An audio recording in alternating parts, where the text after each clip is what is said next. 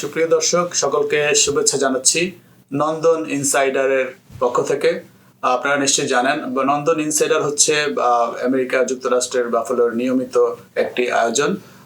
এই আয়োজনটিকে সাজানো হয়েছে আসলে নতুন অতিথি আমাদের এখানে বিভিন্ন সময় এখানকার যে সমসাময়িক যে ঘটনা এবং সে ঘটনার সমস্যার যে সমাধান সেই সমাধান এবং বিভিন্ন ধরনের বিষয় নিয়ে আমরা এই নন্দন ইনসাইডারকে আমরা সাজিয়েছি। আপনারা নিশ্চয়ই সেটি জেনে থাকবেন যে নন্দন ইনসাইডার ইউএসএ থেকে আমি আজমল বরাবরের মতো আপনাদের সামনে আজকে এখানে আমাদের নতুন অতিথিকে নিয়ে হাজির হয়েছি। আমাদের সামনে এই মুহূর্তে উপস্থিত আছেন বাফেলো ডাইনামিক ট্যাক্স পেয়ারের ট্যাক্স সার্ভিসের জনাব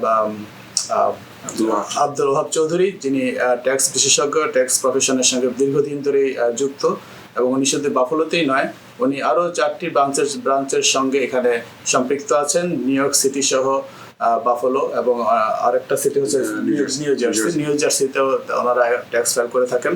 সো খুবই পপুলার একটি প্রতিষ্ঠান। আমরা তার কাছ থেকে আজকে শোনার চেষ্টা করব যে আমাদের যে 2024-এর যে ট্যাক্স সিজন এখন চলছে, আসলে ট্যাক্স সিজনটি মূলত কখন থেকে শুরু হয় এবং এটার আসলে কোনো সময়সীমা আছে কিনা সেটি দিয়ে আমি শুরু করতে চাচ্ছি। জনাব আব্দুল ওহাব চৌধুরী, ধন্যবাদ আপনাকে আমাদের স্টুডিওতে আসার জন্য। Thank you. আমি অ্যাপ্রিশিয়েট করলাম আপনারা আমাদের অফিসে আসছেন, দেখে গেলেন, পরিচয় খুব ভালো লাগলো এবং ইনশাল্লাহ আমরা একটু ইনফরমেশন সবাইকে দিতে পারবো।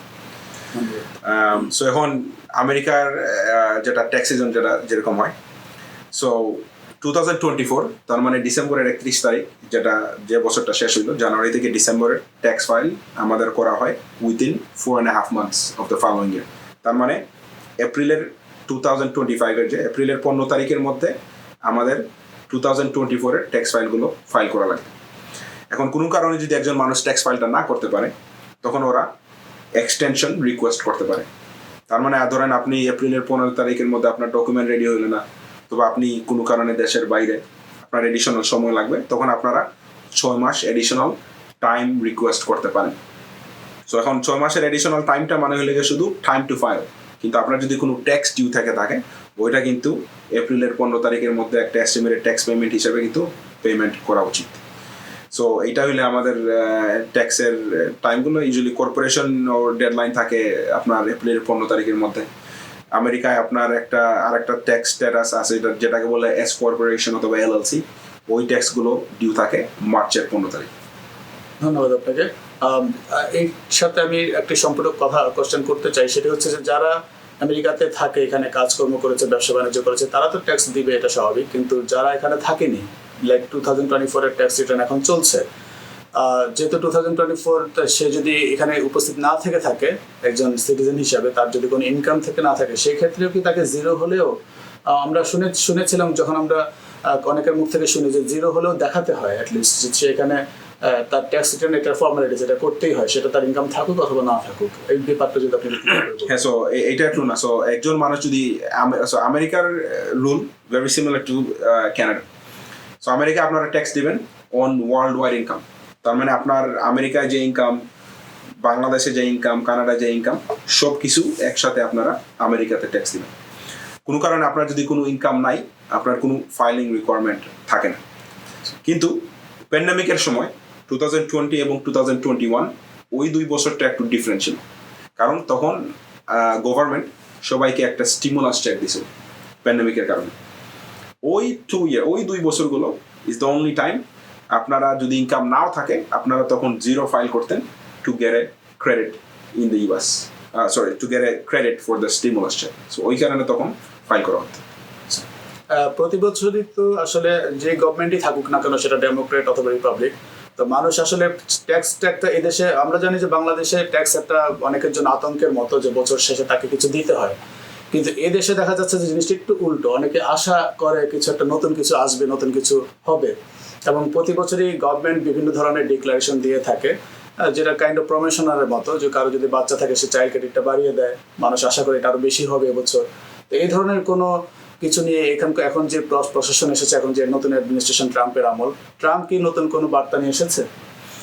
হ্যাঁ, এখন ট্রাম্প যখন প্রথম অ্যাডমিনিস্ট্রেশন যখন ছিল 2017-এ, তখন একটা যে ট্যাক্স প্রপোজালটা যেটা পাস হয়েছিল, যেটা বিলটা পাস হয়েছিল, tax Katz and jobs act, ওইটাতে অনেক পরিবর্তন ছিল, right? That was back in 2018, right? Huge tax change. That was one of the biggest tax change in like the last 30 years. এখন ওই যে ট্যাক্স চেঞ্জটা যেটা ছিল, ধরেন আপনার কর্পোরেশনের ট্যাক্স রেট অরিজিনালি ছিল 34%, ও কমায় আনছে 21%, which was very good. Also যারা সেলফ এমপ্লয়েড ইন্ডিভিজুয়াল ছিলেন ওদেরকে নেট ইনকাম, তার মানে ইনকাম মাইনাস এক্সপেন্সের পরে যে ইনকামটা থাকে ওইটাতে আরো 20% ট্যাক্স ডিডাকশন দিয়েছিল। তারপরে কিছু আরো অন্যান্য ডিডাকশন বাড়ানো হয়েছিল। সো ওই সব ট্যাক্স বিলটা যেটা ছিল ওইটা 2025 এক্সপায়ার হয়ে যাবে। তার মানে 2024 এর ট্যাক্স ফাইল আপনারা যেটা করতেছেন 2023 মতোই 2025 এ যেটা ফাইল করবেন মোস্টলি 2024 এর মধ্যে একসাথে সেম থাকবে, কিন্তু 2026 এ যখন যাবেন তখন সব কিছু আবার পরিবর্তন হয়ে যাবে pre Trump the first term. এখন ট্রাম্পের মেইন গোল হইল গিয়ে যে ওর অরিজিনাল ট্যাক্স বিলটা এক্সটেনশন করবে, ওকে? তার মানে আপনার কর্পোরেশন রেট যাতে 21% থাকে, কারণ এটা যদি ও এক্সটেনশন না করতে পারে তাহলে কর্পোরেশন রেট 34% চলে যাবে। ইনফ্যাক্ট প্রেসিডেন্ট ট্রাম্প চাচ্ছে যে কর্পোরেশন ট্যাক্সটা আরো কমানোর জন্য, আরো না এটা আরো কমাইতে পারবে কিনা না, কারণ এখন অনেক কম comparatively compare to other countries 21% is very low. তারপরে আরেকটা জিনিস যেটা I think in my opinion যেটা হেল্প হবে, ট্রাম্প অ্যাডমিনিস্ট্রেশন চাচ্ছে যারা যারা টিপসে কাজ করেন, রাইট? সো ধরেন আমেরিকায় একটা ট্যাক্স দেওয়া লাগে আমাদের, এটাকে বলে সোশ্যাল সিকিউরিটি ট্যাক্স এবং মেডিকেয়ার ট্যাক্স, ওইটা ইনকাম ট্যাক্স না। আপনারা যখন একটা পয়সা পান অটোমেটিকলি 6.2% এবং 1.45, তার মানে 7.65% অটোমেটিকলি চলে যায় সোশ্যাল সিকিউরিটি ট্যাক্স এবং মেডিকেয়ার ট্যাক্সের জন্য। ওইটা বেসিক্যালি হলো যারা 65 আপনি যখন হবেন তখন গভর্নমেন্ট থেকে আপনাকে একটা পয়সা দেবে যেটাকে বলে সোশ্যাল সিকিউরিটি ইনকাম। ওই ইনকামটা ডিপেন্ড করবে আপনি এখন সোশ্যাল সিকিউরিটি ট্যাক্স যারা দিচ্ছেন ওইটার উপর। তো এখন ট্রাম্প চাচ্ছে যে যারা টিপ পান, তার মানে যারা রেস্টুরেন্টে কাজ করেন, আপনার ধরেন 100,000 টাকা ইনকাম হয়েছে কিন্তু ওদের বেস স্যালারি কম থাকে, বেশিরভাগ পয়সা ওদের আসে টিপস থেকে।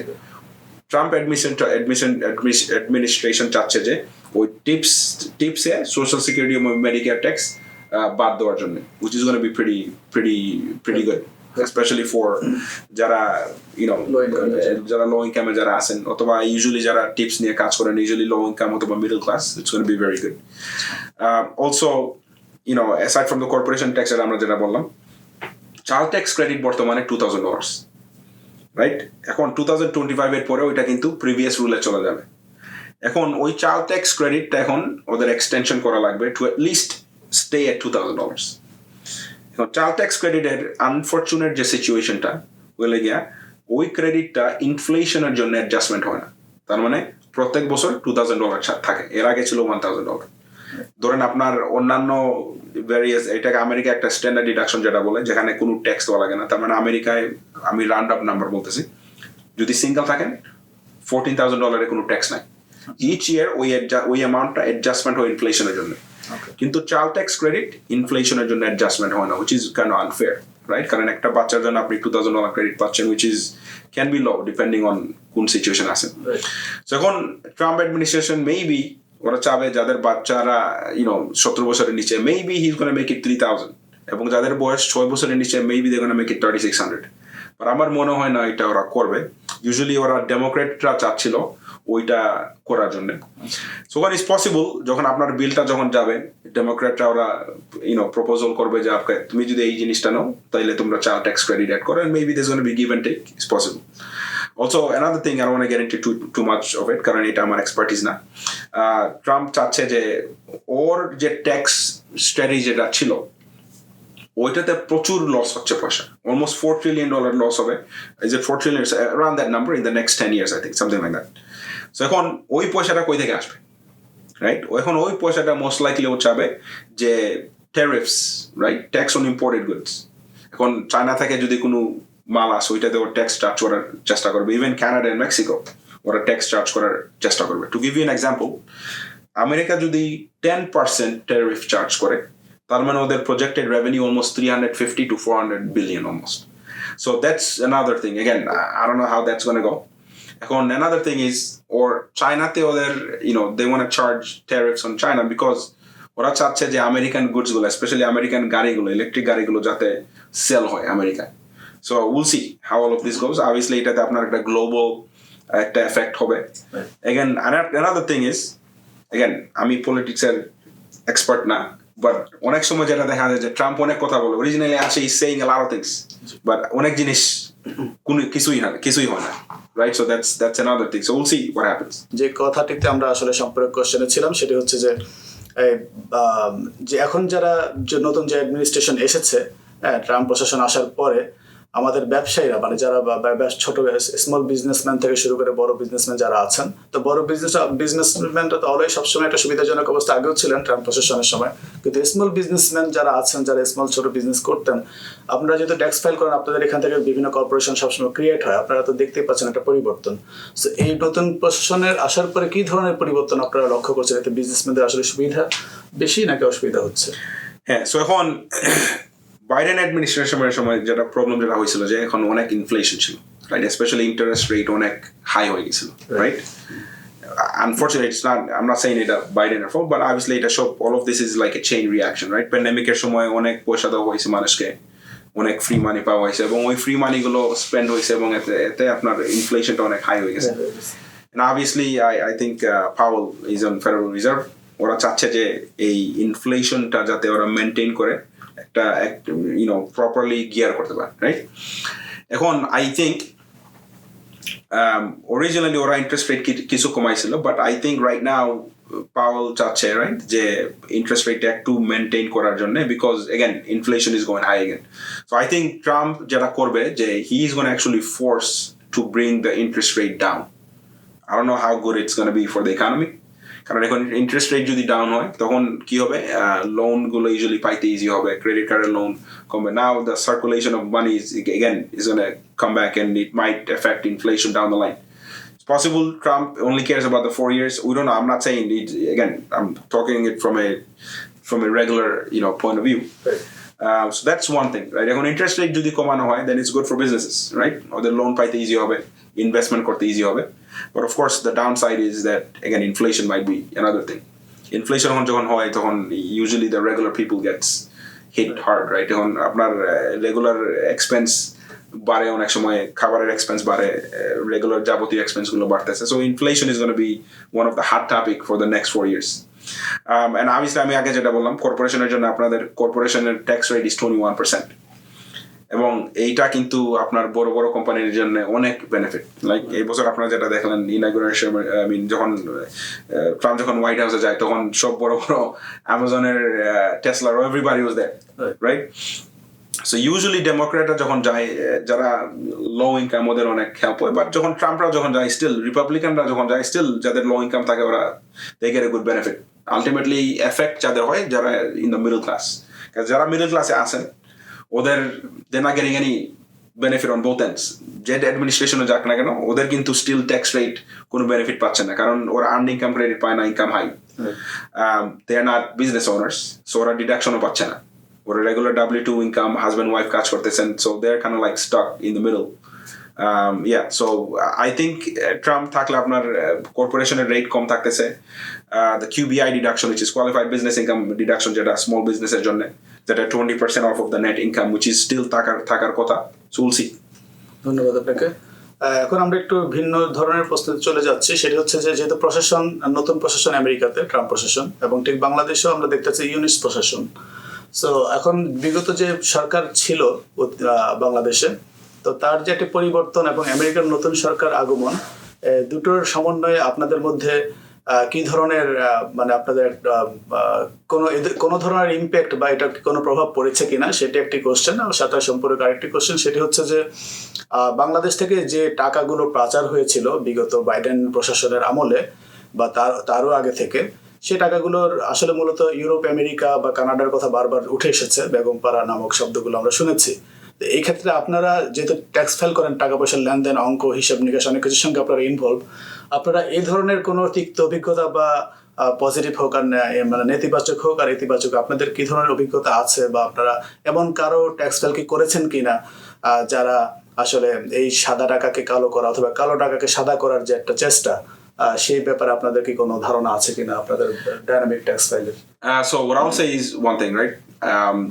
In the US, আপনার how should I say this?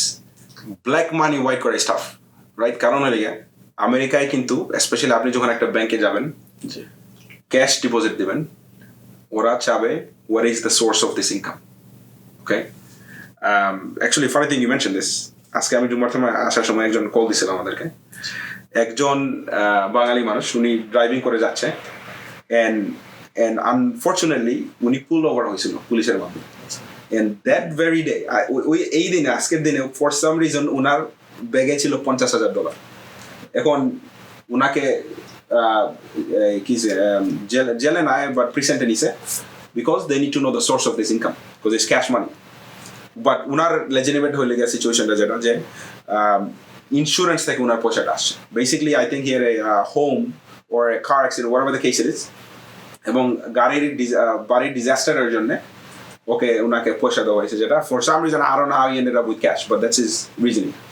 But the point here is that আমেরিকায় যখন আপনারা একটা ক্যাশ ডিপোজিট দিচ্ছেন, they are always trying to see the source of income. যখন আপনারা যদি বাংলাদেশ থেকে এখন কেউ ব্যাগে করে $1,000 নিয়ে আসেন, ডিপোজিট দেন, they want to know the source of income. So that's one thing in the US I would say is that source of income আপনার maintain করা লাগে, it's very important. Now in Dubai is different, you know, it's not a lot of times people আপনারা অনেকে বিদেশ থেকে যখন investment হয়, অনেক সময় ওরা দুবাই থেকে এসে আমেরিকা ইনভেস্টমেন্ট করে, বিকজ আমেরিকা ইনভেস্টমেন্ট যখন একটা ব্যাংক টু ব্যাংক ট্রান্সফার থাকে তখন source of income is already determined, তাই না? তখন কোনো ইস্যু হয় না। So it's more of a question যে কেউ যদি দুবাইতে যারা আছেন ওইখানে যদি কেউ experience, I think they gonna have more experience than us, because দুবাইতে কিন্তু অনেক ক্যাশ ইনভেস্টমেন্ট গিয়ে যায়, যেটা I am sure it's white মানি হোক আর ব্ল্যাক মানি হোক, যেটাই হোক, I feel like that it's sourced through there to the US. So to summarize, America আপনার cash, you know, deposit is not easy. আচ্ছা। সুপ্রিয় দর্শক, আমি আসলে আজকের আমাদের যে অতিথি আছেন, আমার মনে হয় আপনাদের অনেকেরই আজকের এই তথ্যগুলো আপনারা শুনেছেন। আশা করছি আপনাদের নিশ্চয়ই ভালো লেগেছে এবং আপনারা নিশ্চয়ই উপকৃত হবেন, এবং ইন ফিউচারে আমাদের এই ধরনের প্রোগ্রাম অব্যাহত থাকবে। আমরা একই অতিথির সঙ্গে হয়তো আবারও আসবো, সেটা আপনাদের অনুরোধ ক্রমে। কিন্তু নর্মালি সাধারণত আমরা নিত্য নতুন যে আয়োজনগুলো আমরা করি নন্দন ইনসাইডার থেকে, আমাদের বিভিন্ন বিষয়বস্তুর উপরে সেই আয়োজনগুলো আমরা করে থাকি, এবং নতুন অতিথি নতুন গেস্টকে নিয়ে আমরা সেই আলোচনাগুলো করি। এবং কারো অনুরোধে যদি আমাদের অতীতের যদি কোনো গেস্ট ইম্পর্টেন্ট কোনো বিষয়ের উপরে আপনাদের প্রয়োজন হয়, আপনাদের অনুরোধের প্রেক্ষিতে আমরা সেই গেস্টকে আবারও আমরা ইনভাইট করি। তো সকলকে শুভেচ্ছা জানাচ্ছি নন্দন ইনসাইডারে থাকার জন্য, দেখার জন্য। সেই পর্যন্ত আপনাদের সুস্থতা কামনা করছি। এই বলে আজকের আমাদের প্রোগ্রামটি এখানে সমাপ্ত। ধন্যবাদ আব্দুল ওয়াহিদ চৌধুরী সাহেব আপনাকে আমাদেরকে সময় দেওয়ার জন্য। Thank you. আপনারা আমাদের জন্য দোয়া রাখবেন। ইনশাআল্লাহ আপনারা যদি বাফালোতে আসেন, come to our office, have some coffee. আসসালামু আলাইকুম। Good night.